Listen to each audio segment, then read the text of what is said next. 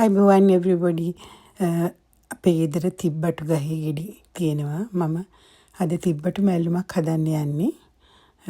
තිබ්බටු කඩලා මල්ලකට දාලා තලා ගන්න මොකක් හරි බර දෙකින් ඊට පස්සේ වතුර කෝප්පයක් ලුණු කහ ගොරක තියෙනවා නම් පොඩි ගොරක කෑල්ලක්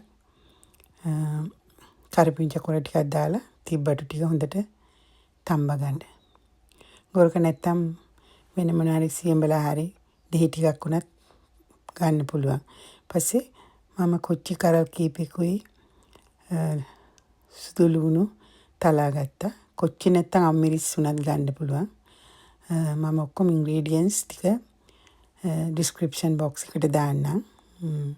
ඊට පස්සේ පොල් ටිකක් අරගෙන අර තලා ගත්ත ලුණු සුදු ලුණු කොච්චි එකට දාලා පොල් ටිකත් හොඳට තලා ගන්න. ඊට පස්සේ අබ කුඩු ටිකක් කුමින් සෝදුරු කුඩු ටිකක් එකට දාගන්න. ඊට පස්සේ ගම්මිරිස් කුඩු පොඩ්ඩකුත් එකතු කරගන්න. පස්සේ පොල් ටික හොඳට මික්ස් කරගෙන දැන් මේක අපි අර තිබ්බුටු ටික තැම්බුණාට පස්සේ ඒකට කලවම් කරගන්න ඕනේ.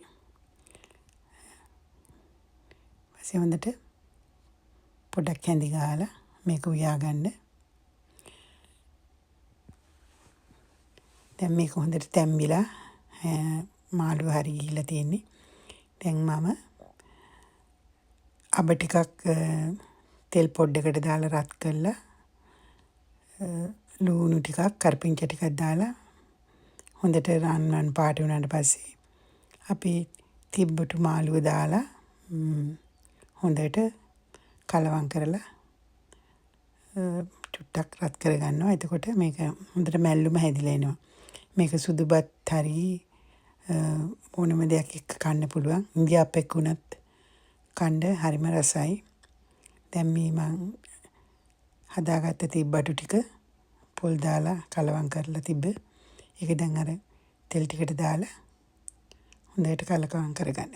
මේක හරිම සුවඳයි හරිම රසවත්. අපේ ලංකාවේ කට්ටියගේ තාම ප්‍රියතම මාළුවක් තිබ්බටු මැල්ලුම.